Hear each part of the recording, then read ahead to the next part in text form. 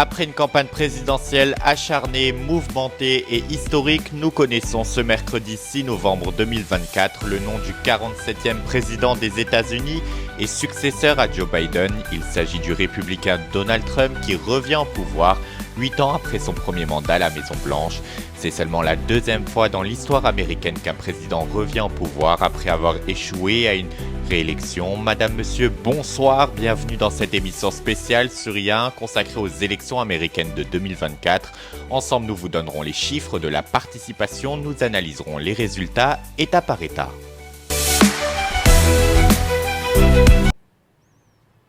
Et pour débuter cette émission spéciale, voici le chiffre de la participation. Les Américains et Américaines se sont fortement déplacés dans les bureaux de vote. Sur les 244 millions d'Américains, près d'un sur deux est allé voter pour cette élection.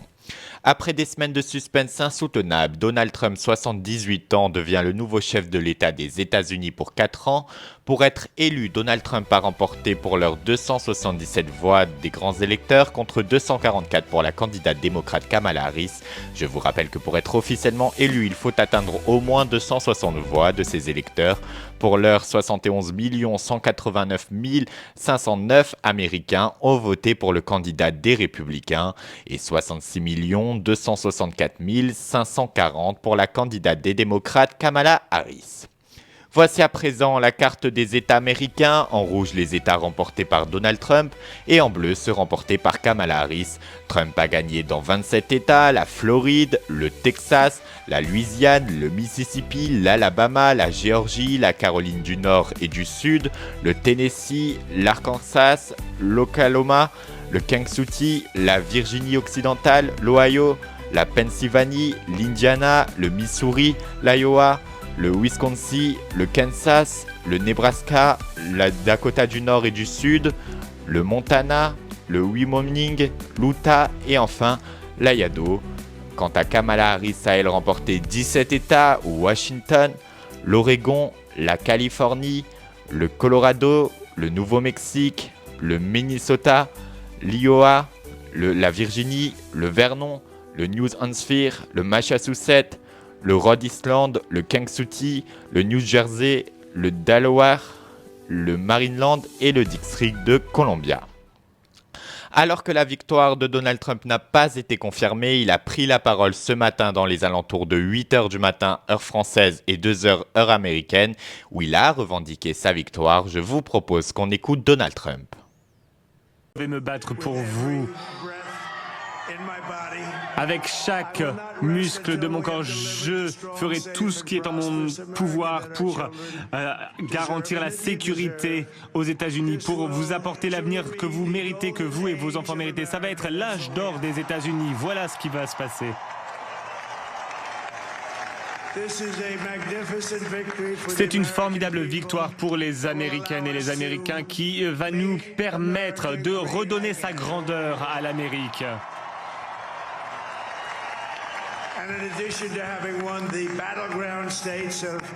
Nous remportons la Caroline du Nord, un État clé, la Géorgie, la Pennsylvanie, le Wisconsin. J'adore ces États. Nous gagnons également dans le Michigan, dans l'Arizona, le Nevada, l'Alaska. Nous allons arriver à 315 votes de grands électeurs. But it's much easier doing what the networks did or whoever called it because there was no other path. C'est très simple d'annoncer cette victoire car il n'y avait pas d'alternative. Nous avons également remporté le vote populaire.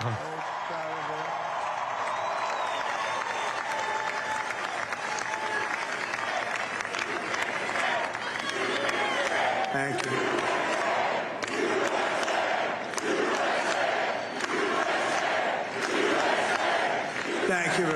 Merci beaucoup, merci. Nous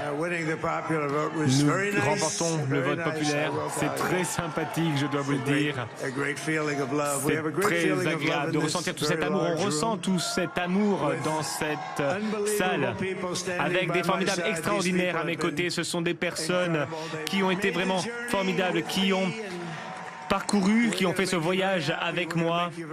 Et vous allez être heureux et fiers de votre vote. J'espère que un jour, vous vous direz, voilà un des moments les plus importants de ma vie lorsque j'ai voté pour ce groupe de personnes. Plus que le président, c'est un groupe de personnes pour qui vous avez voté. Les États-Unis nous ont donné un mandat puissant. Nous reprenons le contrôle du Sénat également.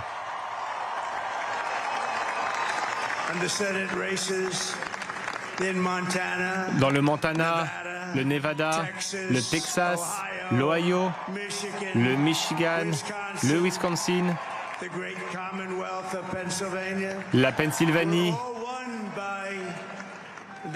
Dans ces États, la course sénatoriale a été remportée par le mouvement Make America Great Again. Nous avons travaillé avec les sénateurs, certaines élections étaient serrées, mais nous voyons le nombre de victoires pour les sénatoriales, c'est incroyable. Nous avons organisé des meetings, 2, 3 meetings parfois pour les sénatoriales et c'était formidable. C'est formidable de voir toutes ces victoires. Personne n'y croyait, personne ne pensait que c'était possible. Merci, merci à tous et à tous. Vous avez à présent de formidables sénateurs, de nouveaux sénateurs. Et j'ai l'impression que nous allons conserver le contrôle de la Chambre des représentants également.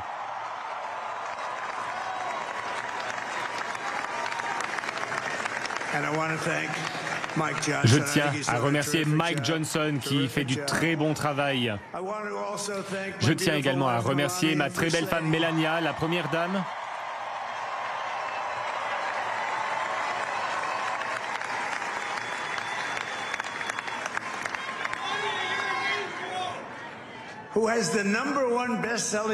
Qui a le livre qui est le numéro 1 des best-sellers dans le pays.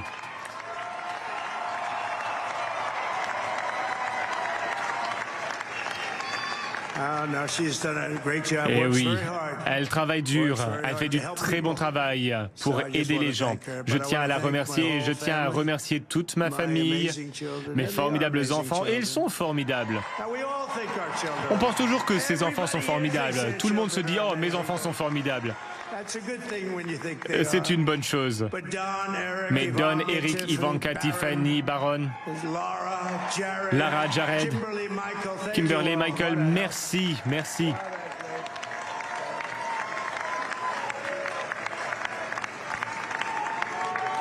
My father-in-law Victor is tremendous, and we miss very much Melania's mother. Mon père me manque, la mère de Melania nous manque, Amalia, elle serait fière de nous aujourd'hui. C'était une formidable femme. Elle était belle, à l'intérieur comme à l'extérieur, une formidable femme. Je tiens à être le premier à féliciter, je peux le dire, notre formidable vice-président élu des États-Unis, J.D. Vance.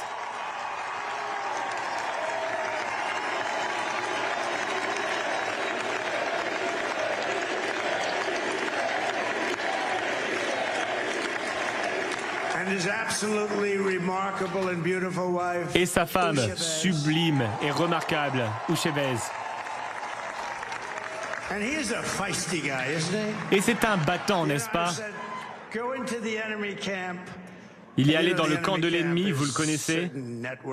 Certaines chaînes de télévision. Et il m'a dit, il y en a qui disent « Oh, je dois y aller ». Lui, il a dit « Pas de problème, CNN ». Et il a dit oui, pas de problème, j'y vais, j'y vais. Lui, il aime aller dans ses studios et il les éclate, il les explose, il les détruit. Quelques mots de J.D. Vance.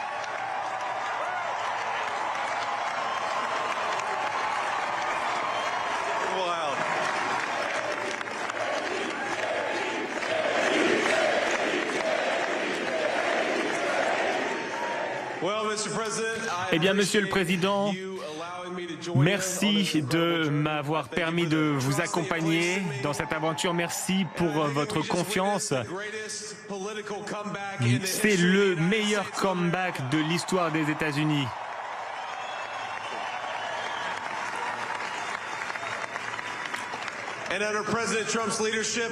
Et avec le leadership du président Trump, nous allons nous battre pour vous, pour vos rêves, pour l'avenir de vos enfants. Et après le meilleur comeback de l'histoire des États-Unis, nous allons avoir le meilleur comeback de l'économie des États-Unis sous le leadership Trump.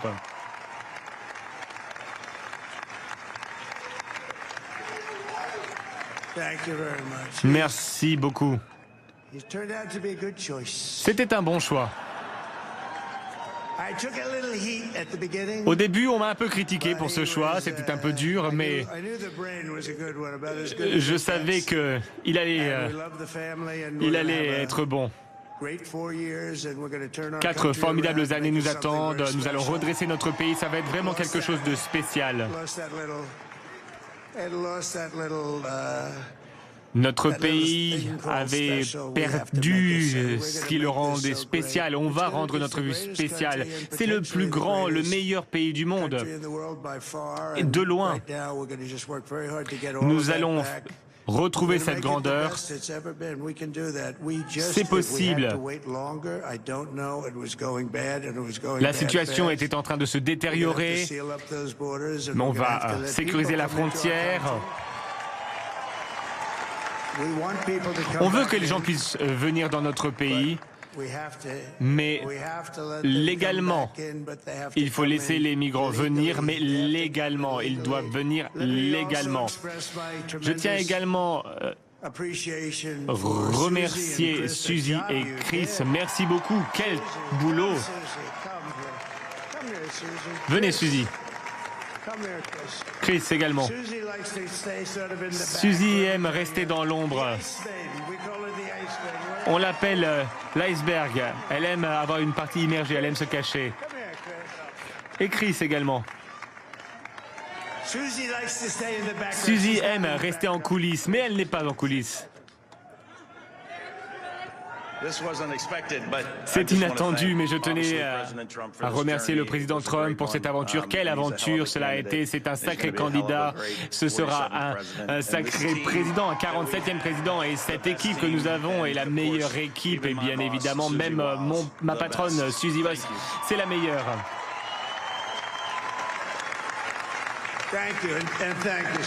Merci et merci à Suzy. Regardez-la.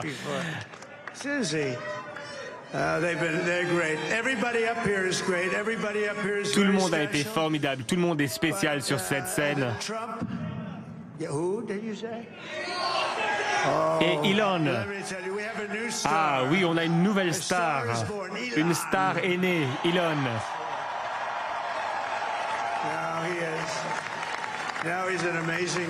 Oui, il est formidable. On a passé du temps ensemble et on a passé du temps à Philadelphia et dans différentes régions de la Pennsylvanie. On a fait campagne.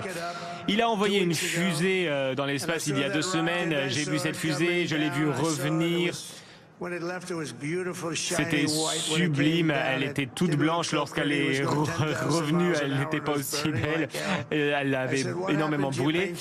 Et il m'a dit, on n'a jamais trouvé une peinture qui pouvait résister à une telle chaleur. Mais la fusée s'est redressée à son retour, c'était incroyable, hein. C'est comme un immense bâtiment, on a l'impression que c'est petit, mais c'est une très grosse fusée. Elle est arrivée, elle est descendue, on a vu le feu, on a vu les moteurs. Et je me suis dit, seul Elon est capable de faire ça.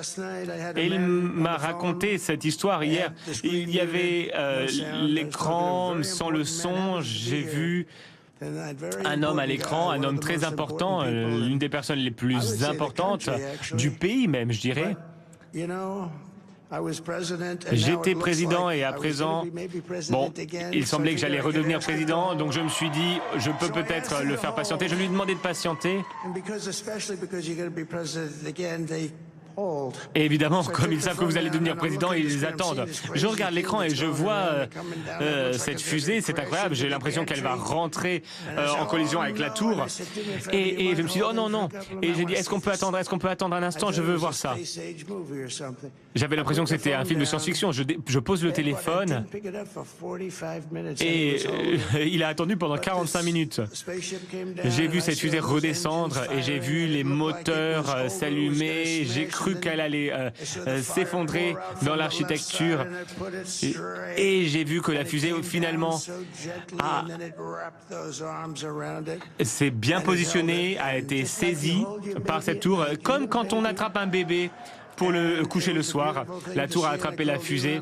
Et j'ai dit, Elon, c'est toi qui as fait ça? Il a dit, oui, oui. Et j'ai dit, qui d'autre peut faire ça? Est-ce que la Russie sait faire ça? Non. La Chine? Non. Est-ce que les États-Unis sont capables de faire ça sans toi? Non, non, non. C'est pour ça que je t'aime, Elon.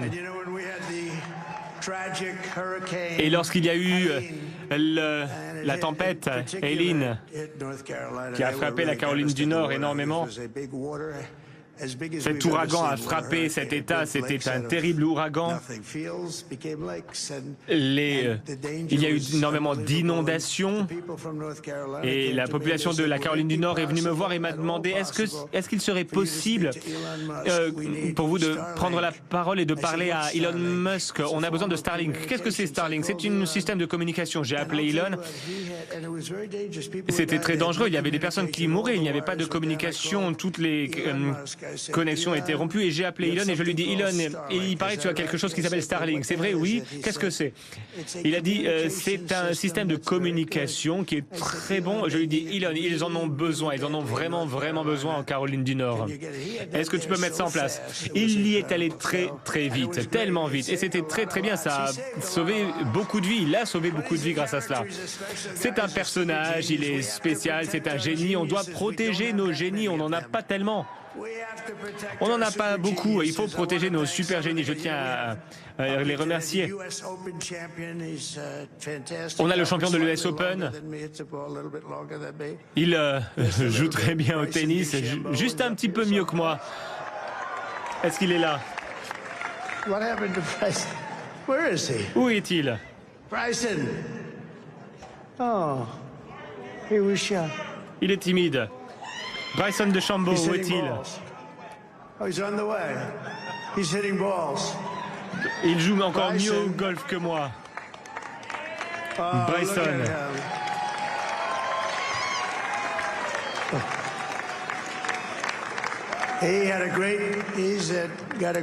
Très bonne saison, très bonne carrière, très bonne US Open. Très bon travail. Et nous avons également Dana White qui est une très belle personne également. C'est un dur. Dana a lancé l'UFC et il m'a demandé, alors personne ne voulait lui enfin tout le monde savait que c'était un sport un peu dur et je suis allé regarder et j'ai vu que c'était un sport très brutal. Il a fait du très bon travail avec l'UFC et vous savez, il motive beaucoup de personnes, il encourage ses combattants et c'est une des meilleures entreprises sportives. J'aimerais qu'il dise quelques mots, parce que les gens aiment beaucoup l'entendre. Danny, quelques mots.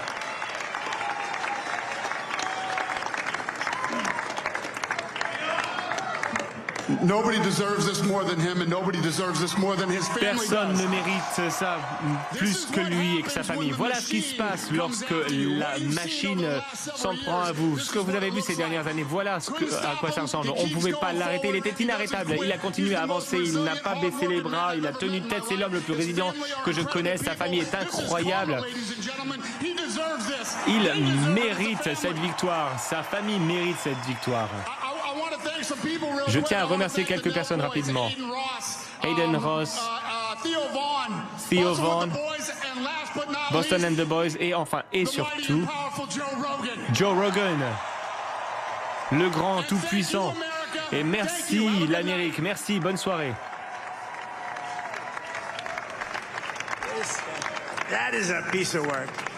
C'est un sacré numéro. Vraiment, il est formidable. C'est un gars super. Mais surtout, je tiens à remercier les millions d'Américaines et d'Américains travailleurs qui sont le cœur et l'âme de ce grand mouvement. Nous avons traversé beaucoup d'épreuves ensemble et vous vous êtes mobilisés pour nous offrir cette victoire, une victoire comme jamais on en a vu. C'était vraiment spécial. Et nous allons vous renvoyer l'ascenseur, nous allons faire le meilleur travail, nous allons rétablir la situation. La situation va se rétablir très rapidement. Nous allons tout régler avec différentes solutions, toutes les solutions. Ce jour est le jour où les États-Unis ont repris le contrôle, où les Américains ont repris le contrôle de leur pays.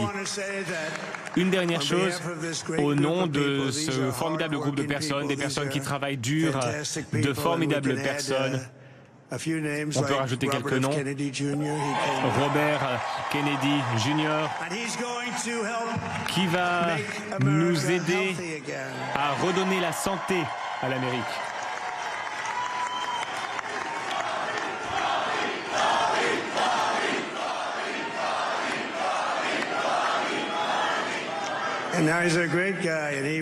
Il est super et vraiment, il souhaite faire différentes choses. On va le laisser faire.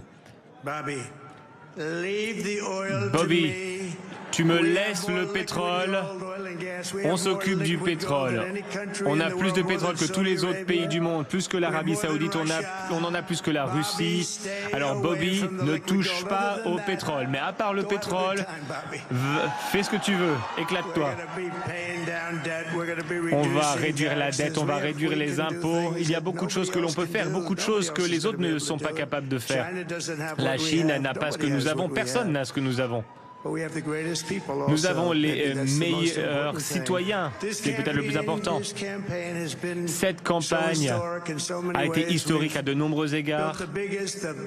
Nous avons la coalition la plus large, la plus riche, la plus belle de toute l'histoire des États-Unis. Des jeunes, des vieux, des hommes, des femmes, des personnes vivant dans les zones rurales, urbaines. Ces personnes qui nous aident. J'ai regardé les chiffres, j'ai suivi les résultats. C'était formidable. J'ai vu des analyses des personnes qui ont voté pour nous. Personne ne pensait que c'était possible. Ces personnes venaient de tous les milieux, des Afro-Américains, des Asiatiques, des Latinos, des Arabes, des musulmans. Il y avait vraiment tous les parcours. Tous les milieux. Nous avons un bel alignement de différents citoyens venant de différentes communautés et nous nous réunissons autour de valeurs de bon sens. Nous souhaitons avoir des frontières sûres, de la sécurité, nous souhaitons avoir une bonne éducation, des produits alimentaires sains, nous souhaitons une armée puissante et nous n'avons pas besoin de nous en servir. Et pendant 4 ans, lorsque j'étais président, nous n'avions pas de guerre. Nous avons simplement vaincu Daesh en un temps record d'ailleurs, mais il n'y avait pas de guerre. Les gens disent « Oh, il va déclencher une guerre ». Non, je vais arrêter les guerres. C'est une victoire écrasante pour la démocratie et pour la liberté également. Ensemble, nous allons déployer le potentiel des États-Unis. Nous allons développer le meilleur avenir pour notre population. Hier, je participais à ma dernière étape de ma campagne. Je ne vais plus faire de meeting. Je crois qu'on a fait 900 meetings au total. C'était mon dernier meeting. Je ne vais plus en faire. 900 meetings, 901 peut-être, beaucoup de meetings. Et c'était triste, tout le monde était triste. Beaucoup de personnes se disaient « Oh là, c'est le dernier meeting ». Mais à présent, on va ouvrir un nouveau chapitre encore plus important parce que les meetings étaient le moyen pour nous de nous retrouver dans cette position où nous pouvons réellement aider notre pays. C'est ce que nous allons faire. Nous allons rendre sa beauté à notre pays. Beaucoup de personnes m'ont dit que Dieu m'a épargné pour une raison. Dieu m'a sauvé la vie pour une raison.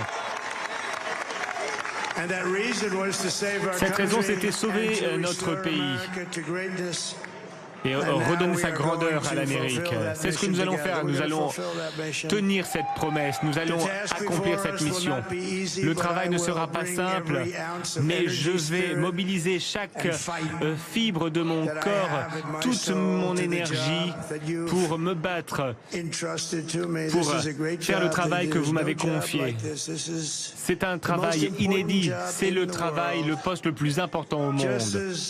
Comme je l'ai fait pendant mon premier mandat, on a eu un très bon premier mandat, un formidable premier mandat. Je vais gouverner avec un slogan simple. Une promesse faite sera une promesse tenue. Rien ne m'empêchera de tenir mes engagements envers vous pour redonner la sécurité, la prospérité, la liberté à l'Amérique. Et je demande à tous les citoyens de se mobiliser et de me rejoindre pour accomplir ce travail. Le moment est venu de laisser derrière nous les divisions de ces 4 dernières années. Le moment est venu de nous rassembler, de nous unir et nous allons essayer, il faut essayer. La réussite nous rassemble, je l'ai déjà vu.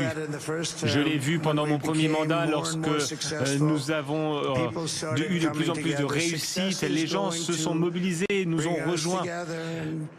Le succès rassemble et nous allons commencer en faisant des États-Unis la priorité. Pendant une certaine période de temps, il faudra que l'Amérique passe d'abord, car ensemble, nous pouvons réellement rendre sa grandeur à l'Amérique pour tous les Américains. Je tiens donc à vous dire que c'est un immense honneur pour moi d'être votre président. Je ne vous décevrai pas. L'avenir des États-Unis sera plus radieux, plus beau, plus audacieux, plus sûr, plus fort que jamais. Que Dieu vous bénisse et que Dieu bénisse les États-Unis d'Amérique. Merci beaucoup.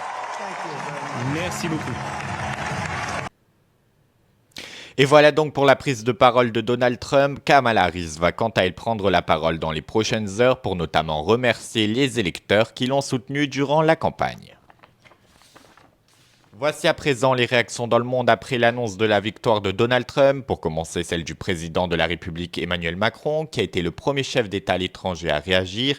Il lui a adressé ses félicitations et se dit prêt à travailler avec lui, comme ils ont pu le faire lors de son premier mandat de 2017 à 2021, avec, je cite, respect et ambition pour plus de paix et de prospérité.